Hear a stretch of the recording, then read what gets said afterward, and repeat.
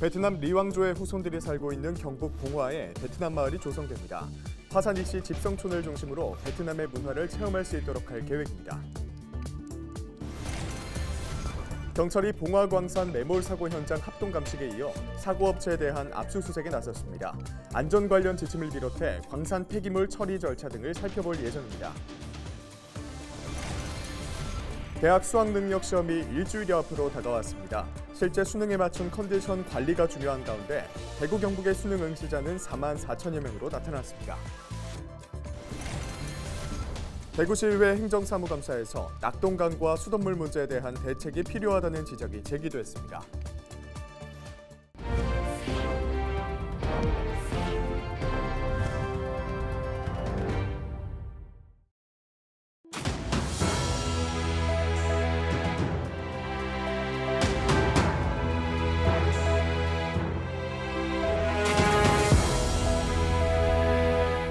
여러분 안녕하십니까? 헬로TV 대구 경북 뉴스입니다.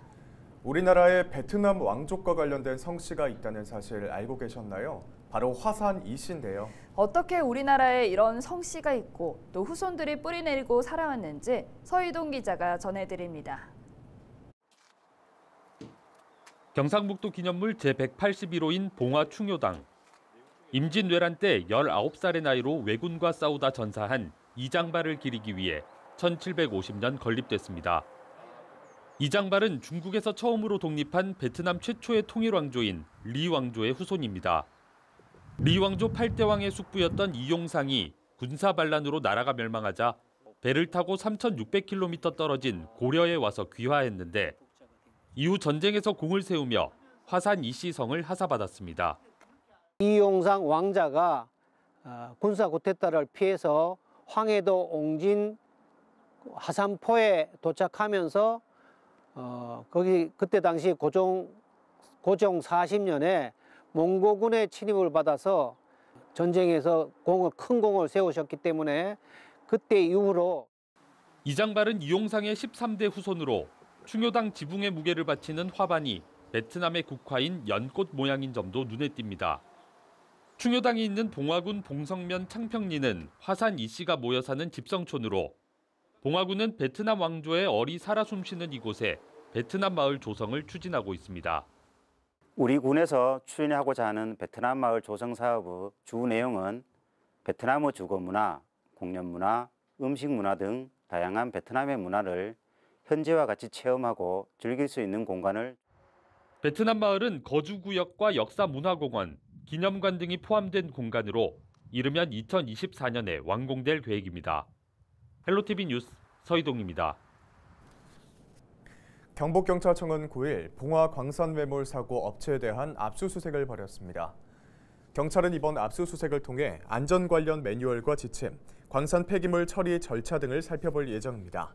앞서 경찰은 매몰 사고가 발생한 현장에서 합동 감식을 실시하고 토사에 대한 성분 분석을 의뢰했습니다. 한편 이 업체가 운영하는 광산에서는 지난달 26일 매몰 사고가 발생했으며 작업자 2명이 고립돼 열흘 만에 극적으로 구조됐습니다. 2023학년도 대학 수학능력시험에 대구 경북에서 4만 4천여 명이 응시하는 것으로 나타났습니다. 대구는 2만 4,363명으로 전년과 비교해 800명 줄었고 경북도 19,877명으로 403명이 감소했습니다. 교육청은 방역거리를 유지할 수 있도록 시험실당 수용 인원을 24명으로 운영하고 확진자 등 모든 수험생에게 응시 기회를 보장할 수 있도록 하겠다고 밝혔습니다. 오는 17일 2023학년도 대학 수학능력시험이 치러집니다. 약 일주일 앞으로 다가왔는데요. 결전을 앞둔 수험생들은 자신감을 갖고 막바지 준비 잘 하시길 바랍니다. 실제 수능에 맞춘 컨디션 관리도 중요합니다. 안수민 기자가 보도합니다. 수능 막바지 공부는 새로운 책을 보고 새로운 지식을 습득하기보다 공부했던 내용을 한 번 더 복습하는 것이 효과적입니다.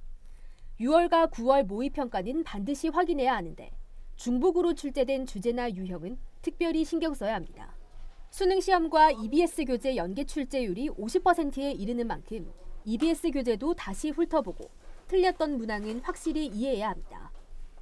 국어와 영어는 EBS 교재에서 다룬 지문의 앞부분이나 뒷부분이 출제되는 경우도 많기 때문에 지문의 전체적인 맥락을 파악해두는 것이 좋습니다. 올해는 코로나19 방역을 위해 수능 전 3일 동안 학교를 등교하지 않고 원격 수업을 하게 됩니다. 현장 수업보다 집중력이 떨어질 수 있는데 이 기간을 어떻게 보내느냐가 성적의 등락에 영향을 미칠 수 있습니다. 수험생들은 이 3일 동안 수능 날과 같이 똑같은 패턴으로 오전에 국어, 수학, 오후에 영어, 탐구 과목을 학습하면서 시험장 분위기를 간접 체험하는 것도 좋은 방법이라고 생각됩니다. 신체의 리듬을 바꾸려는 노력도 중요합니다. 야행성 공부에 익숙해져 있다 보면 정작 시험 당일 점심 후 영어 듣기 시험에서 졸린다든지 평소 리듬이 그대로 나타날 수 있습니다. 수능 시험은 오전 8시 40분에 시작되는 만큼 6시에는 일어나는 등 아침형으로 리듬을 바꿔가야 합니다. 시험을 앞두고 과도하게 불안감을 겪으면 독감이나 감기, 장염 등을 앓을 수 있습니다. 때문에 항상 자신감을 가지고 평정심을 유지해야 합니다. 전문가들은 또 수능이 상대평가인 만큼 끝날 때까지 결과는 알 수 없다며 이미 성적이 결정됐다고 포기한 채 남은 시간을 버리기보다 유종의 미를 거두겠다는 마음으로 끝까지 알차게 시간을 보낸다면 7일의 기적을 만들 수 있다고 조언합니다. 헬로티비 뉴스 안수민입니다. 민선 8기 홍준표 대구시정에 대한 시의회 행정사무감사가 이뤄지고 있습니다. 녹조와 독성물질 검출 등 낙동강과 수돗물 문제에 대한 대책이 필요하다는 지적이 나왔는데요. 또 대구시의 강도 높은 재정 혁신 과정에서 구군의 재정 자립도를 반영한 예산 절감이 이루어져야 한다는 의견도 나왔습니다. 박근수 기자입니다. 올해 대구 등 낙동강 수계 권역을 떠들썩하게 만들었던 낙동강 녹조와 수돗물 조류 독소 문제. 특히 녹조에서 생성되는 발암물질인 마이크로시스틴에 대한 대구시와 환경단체의 조사 결과가 상반되는 것에 대해 대구시의회 행정사무감사에서도 문제가 제기됐습니다. 자, 그리고 마이크로시스틴이 보수 정수 처리법으로 100% 제거된다고 하셨습니다. 맞습니까? 그렇습니다. 아직까지 그 의견이 맞다고 생각하십니까? 예, 그렇습니다. 마이크로시스틴 LC법이라고 해서 특정 성분을 검출하는 방법인데 이 부분과 관련해서는 현재 대구를 비롯해서 전국의 어떤 정수장에서도 마이크로시스틴 LR 같은 특정 성분이 검출되지 않았기 때문에 이미 수년째 이어지고 있는 수성못을 둘러싼 농어촌 공사와 대구시 수성구의 법적 행정적 갈등도 이슈였습니다. 수성못이 농업용수 공급 기능을 상실한 지가 오래됐음에도 그동안 소유권을 넘겨받으려는 적극적인 조치가 부족했다는 지적입니다. 대응할 시간 많이 늦었다는 얘기입니다. 이미 기반 시설이 상실했으면 벌써 적어도 10수년 전부터 이게 무상 양해를 받든지 어떻게 해서 절차를 거쳐 왔어야 되는데 지금 시장님도 지금 최근에 농림부 장관께 건의해서 그런 쪽으로 저희가 안 그러면 과세를 할 수밖에 없다 이렇게 해서. 한편 대구시의 강력한 재정 혁신에 구군 재량 사업 예산 절감 등이 포함되면서 재정 자립도가 낮은 기초단체는 타격을 받을 수 있다는 일률적인 삭감에 대한 우려도 제기됐습니다. 헬로티비 뉴스 박금수입니다.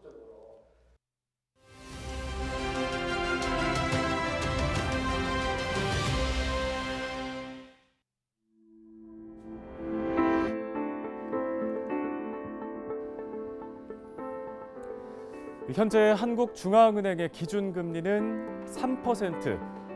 지난해 8월 연 0.5%였던 기준금리가 1년 2개월 만에 무려 2.5%포인트가 올랐습니다.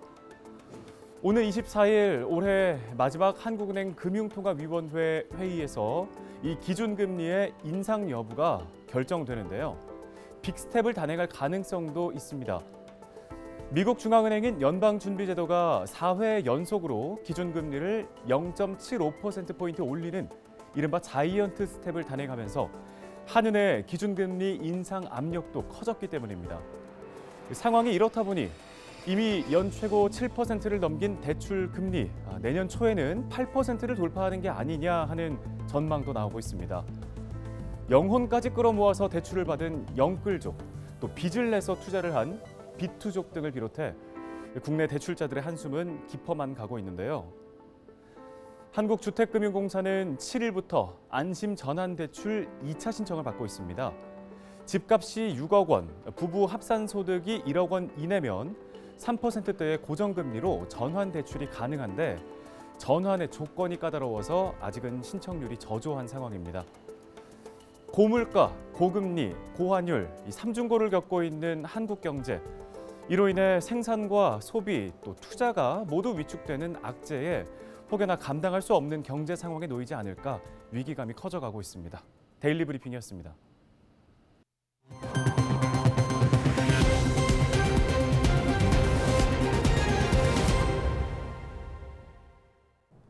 마시는 차를 잘 보관하기 위해선 온도와 습도의 유지가 중요한데요.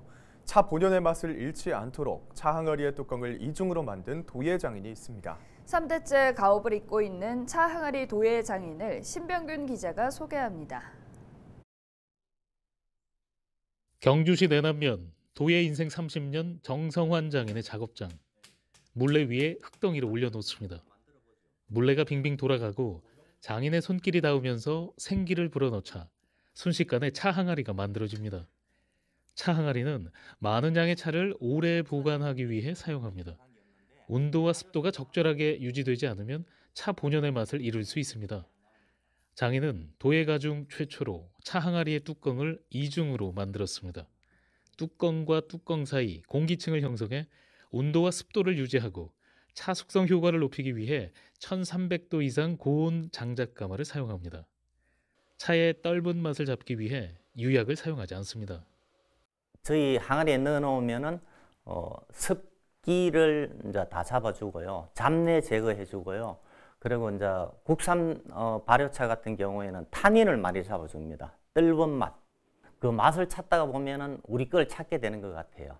그래서 우리 문화가 자동적으로 이래 발전이 되지 않겠나. 정성환 장인은 지난 2010년 대한명인 차 항아리 분야에서 명인으로 선정됐습니다. 아버지가 운영하던 도예 작업장 흙밭에서 놀던 소녀는 도예는 배고프다라는 말을 듣기도 했지만 나만의 도예 방식을 찾다가 숙성의 미, 시간의 예술을 추구하는 차 항아리 매력에 빠졌습니다. 지금은 아들에게 도예 기술을 전수하며 3대째 가업을 이어가고 있습니다. 솔직히 이게 장작으로 하다 보니까 나무도 자르고 말리고 건조 과정이나 이런 걸 다 이제 중간중간 작업이 많다 보니까 좀 힘들어요, 솔직히. 학교를 제가 이제 귀금속 공예 쪽으로 나왔기 때문에 이제 그거랑 접목시켜서 해보는 게 최종 목표고요. 나만의 길을 찾아 걸어온 장인은 이제 도예 기술 전수를 넘어 인고의 시간을 품은 항아리처럼 묵묵히 세월을 빚어내고 있습니다. 헬로티비 뉴스 신병균입니다. 올해로 16번째를 맞은 청송 사과축제가 9일 개막해 닷새 동안 청송읍 용전천 일원에서 열립니다. 축제 첫날에는 청송문화원이 주관하는 제25회 청송문화제를 시작으로 풍물과 씨름, 줄다리기, 떡솜씨 경연대회 등이 마련됐습니다. 청송군은 이번 축제를 당초 11월 2일부터 6일까지 개최할 예정이었지만 이태원 참사로 국가 애도기간이 지정됨에 따라 희생자들을 추모하기 위해 일주일 연기했습니다. 대구 동구와 경북 청송군이 9일 청송군청에서 양 도시 간의 자매 결연 협정을 체결하고 상생 발전에 힘을 모으기로 했습니다.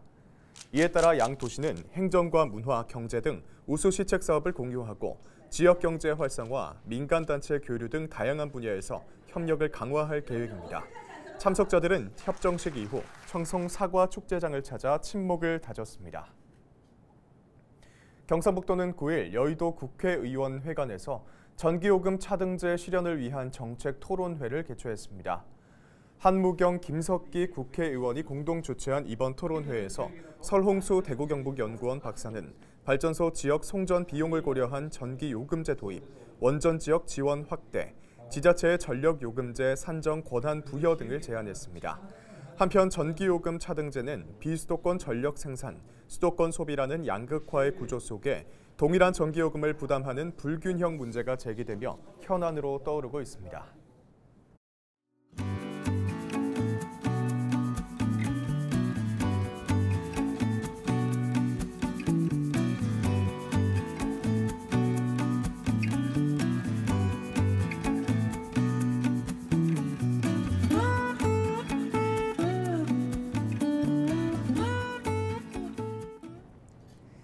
이상으로 뉴스를 마칩니다. 함께해 주신 여러분 고맙습니다.